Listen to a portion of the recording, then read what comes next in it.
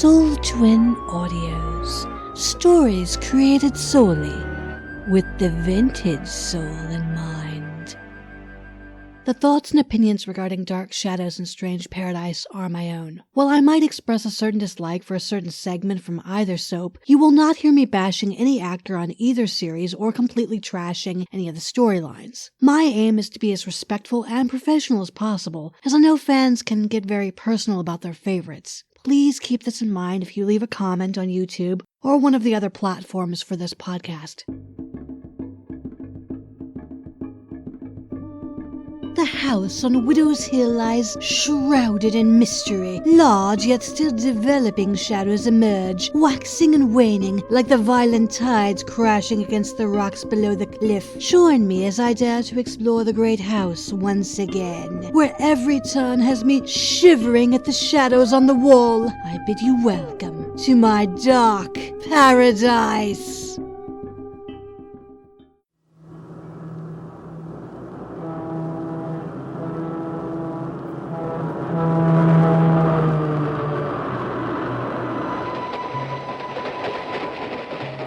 My name is Victoria Winters.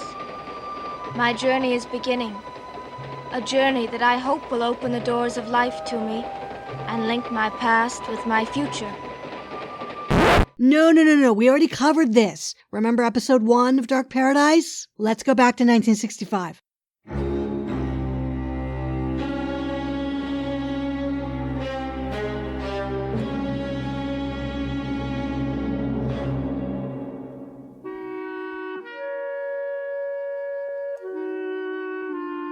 Every Dark Shadows fan knows Dan Curtis fell asleep one night and had a dream. The one where a beautiful young woman is on a train headed to some unfamiliar destination, only to arrive at an empty train station. This was only a seed for an idea, barely even a concept at this stage.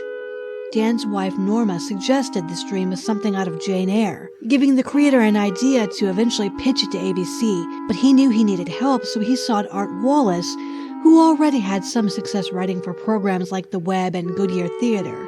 Dan initially wanted him to produce the series, but Art turned this offer down considering all of his writing credits. Art in turn agreed to create the series, which resulted in Shadows on the Wall. The breakdown of Shadows is pretty straightforward. He begins with his cast of characters, followed by background and history of Collinwood, or in this case, Colin's house, an in-depth look at the characters and ending on the story, along with a few footnotes thrown in to conclude things. Naturally, fans, including myself, are going to compare and contrast what they find in Wallace's Bible versus what they saw on the screen, but for the sake of staying on topic, let's pretend that the following pages are what Dark Shadows ultimately became, existing as shadows on the wall, in a parallel time room near you.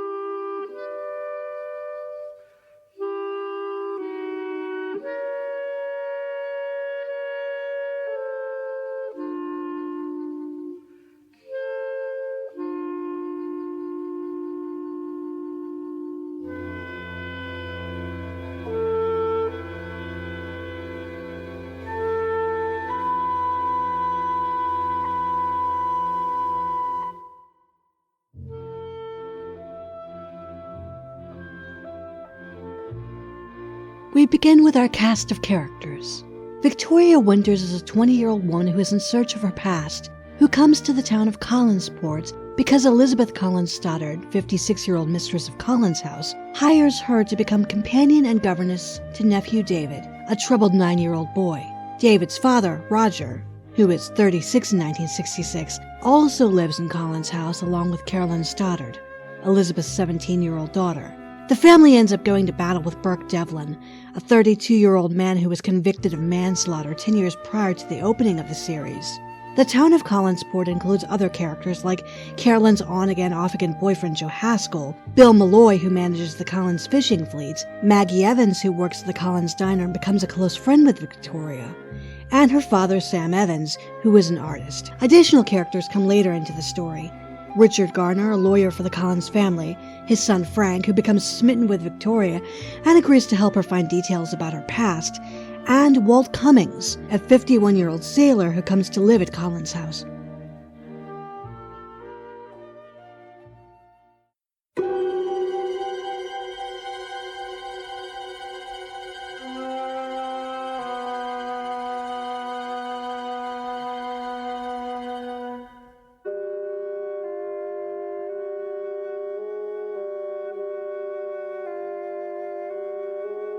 Wallace lays down the foundation, giving us historical and geographical information about the town and Collins House and his background in Collins House sections. He writes, "In Hancock County, not far from Frenchman Bay, the thriving town of Collinsport is one of many fishing fleets that dot the multi-fingered coastline of Maine. Founded in the late 17th century by Isaac Collins, the community prospered through the long years during which fishing fleets and whaling ships struck out from its sheltering harbor. The town became attractive to droves of people who came out particularly in the summertime. It became known as something of an artist colony in its heyday, but still manages to maintain economic growth due to its fishing fleet and cannery. These days, the residents are weary of strangers, especially if Collins House is mentioned, to which they might reply, 'Collins House?'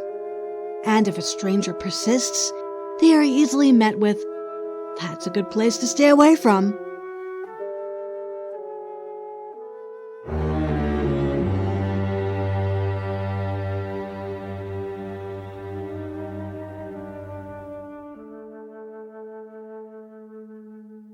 Wallace also provides more information about the Collins ancestry. In 1830, Jeremiah Collins, a sixth-generation descendant of the founder of Collinsport, shocked his family and community by returning from Europe with a French bride. He compounded that shock by announcing his intention of building a grand house atop the highest point in the Collinsport area, the crest of Widow's Hill. He describes the house as a large central hall with wings extending in both directions, 2 stories in height, a total of 40 rooms in all, a graceful carriage road adding majesty to its entrance, commanding a magnificent view of the ocean. Collins House was the most imposing structure in the area, but it was not a happy place. Wallace goes on to describe Jeremiah's sad and lonely bride, Josette Collins, who was a stranger in this community, who ended up being despised, causing her to become even more tormented and lonely. Fans know what tragedy befell her next, but in this case, it wasn't brought on by a vampire. Of course, happier times came about through the years. Children were born, marriages were happening, but more tragedy occurred when fate befell another bride, and then a governess. Also, a fire broke out in 1895, destroying much of the East Wing, causing the East Wing to become closed during the First World War, never to be reopened. Collins House is a place of mystery, of dark corners and dark traditions. It is this mansion that a young girl, a stranger, will come to live, in the hopes of discovering the secrets of her past.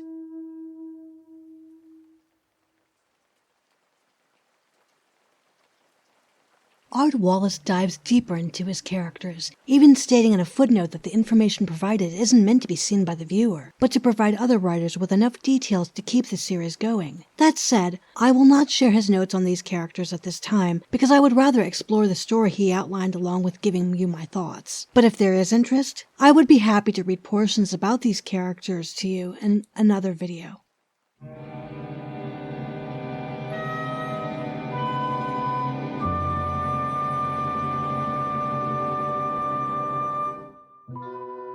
The projected story, as Wallace wrote it, is devoid of any supernatural elements apart from an occasional hinting of ghosts, but even this is given an earthly explanation. Wallace opens Shadows on the Wall with, "It is 9:30 on a stormy October night when the last bus from Bangor pulls to a halt and deposits a nervous 20-year-old girl and her luggage onto a quiet street in the small village of Collinsport. It's been a long road for Victoria Winters, and yet she feels her journey has only begun. In her purse, she carries the letter from a Mrs. Elizabeth Collins Stoddard, written in response to Vicky's acceptance of the offer to serve as companion and governess at Collins House. It has not been an easy decision to make, coming this long distance from her home in New York, but somehow Vicky felt like this is the only answer for her. And now, upon reflection, and for the sake of the diehard fans, I'm going to share what really stood out for me in the 53 pages of Shadows on the Wall. Wallace does a wonderful job setting the scene and tone. This is definitely the show that became Dark Shadows, even without Barnabas Collins, but it has the ability to keep one interested. Like the early episodes, Shadows on the Wall includes 3 main story arcs: the mystery of who is Victoria Winters, Burke Devlin's plan for revenge against the Collins family, and Elizabeth Collins Stoddard and her secret. In regards to Victoria, page to screen is very similar. She's an orphan.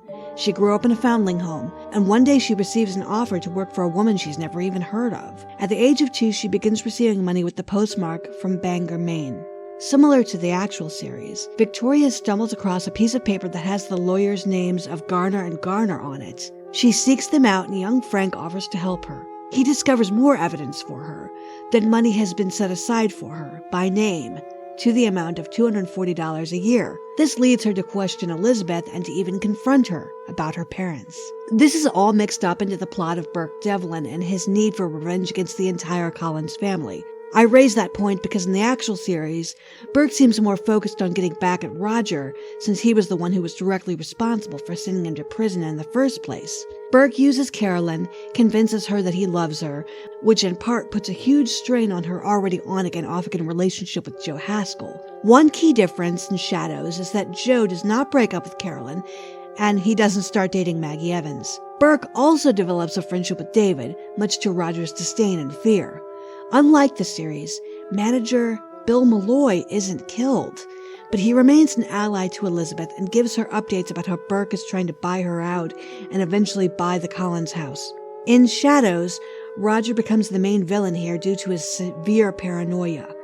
He continues to harass Victoria about what she knows of his past, to the point where it drives him absolutely mad. Accidentally admitting to Victoria the truth about 10 years prior, he realizes that she doesn't know anything and attempts to kill her on Widow's Hill. She is saved by David, who screams and causes Roger to stumble along the cliff and fall. I know I mentioned this main difference before, possibly in episode 1 of this podcast, but it bears repeating because losing Roger catapulted the Gothic soap into even more drama. Walter Cummings, aka Jason McGuire in the television series, comes to Collins' house. Like his television counterpart, he knows why Liz has been hiding out in Collins' house and hasn't been out of the house in 18 years, and he's come to collect a handsome fee, to even settle down and stay with her. In short, he blackmails Liz to get what he wants, much to Victoria and Carolyn's confusion. What hold does he have over her? This is where Bill Malloy comes in, and at this point I wish that this had occurred in the series. Elizabeth confides in Bill about what happened 18 years prior, rather what she thinks had took place, and the hold Walt has over her. More things happen, like Victoria hearing sobbing in the locked basement cellar, David attempting to break into the cellar and blaming her for it, and Victoria sharing with Burke about the cellar and him deciding to use that against her. Yes, another key difference. Burke isn't exactly happy that Roger's dead. No, he wanted to take his revenge, and with Roger dead, he couldn't exactly do that, so now he's going after Liz. Have we then borrowed from A Tale of Two Cities? Burke has become like Madame Defarge? I could go along with that. Anyway, by this time, Burke and Victoria have fallen in love, much to Carolyn's annoyance, and Victoria has pleaded with Burke not to do anything about the cellar door. And why, you ask? Well, die-hard fans, Shadows did something the actual show never managed to do. During the time when Walt, aka Jason McGuire, has coerced Liz into agreeing to marry him, she confides with Victoria about what has happened in regards to her husband Paul Stoddard. And this is because Walt has had it with Victoria. Because Victoria keeps refusing his advances. Yeah, Walt is more icky than his television counterpart, if you can believe that. It's like they almost took a tiny bit of the original Willie Loomis in there. Yes, I said the original Willie Loomis, played by the brilliant James Hall. And so Liz decides to tell Victoria what she knows about her past, because she's going to be leaving anyway and she deserves to know the truth, right?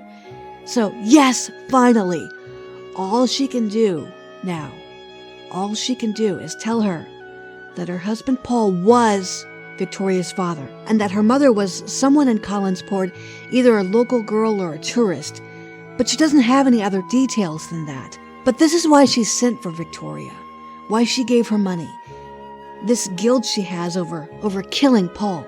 And so we return to Burke and his desire to get back at Liz. Yet he does end up listening to Victoria despite returning with a warrant and the constable. But at this point, Liz tells Burke to go ahead and open the cellar. She wants everything out in the open, much to Walter's horror.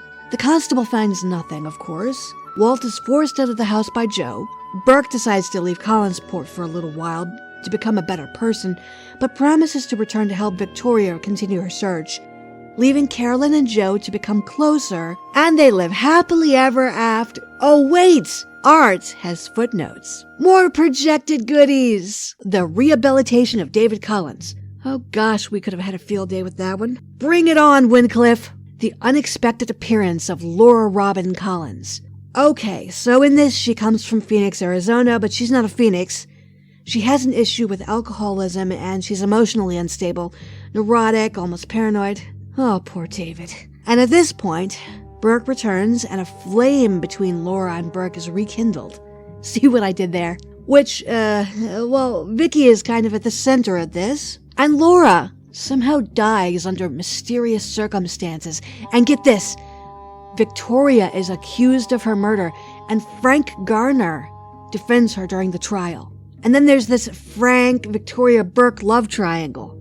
Carolyn marries Joe, but it's not a happy marriage due to her immaturity and her commitment issues. Meanwhile, Victoria is still in the search about her parents, and at some point, Paul Stoddard does return. Wallace concludes Shadows with, "Ghosts will walk again, and shadows will creep across Widow's Hill."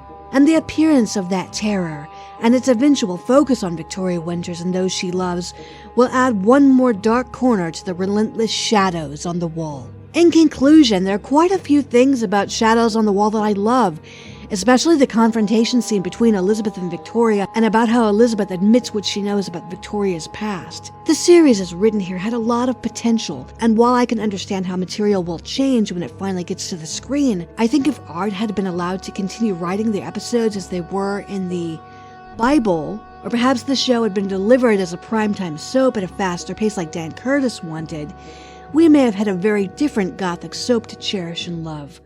One without, dare I say it, the reluctant vampire that everyone knows and loves. If you enjoyed this podcast, Dark Paradise Retrospection, please consider commenting, liking, and subscribing to my channel, Salt Twin Audios. I'm also looking for fans who would like to contribute to my discussions, so please let me know in the comments below if you're interested.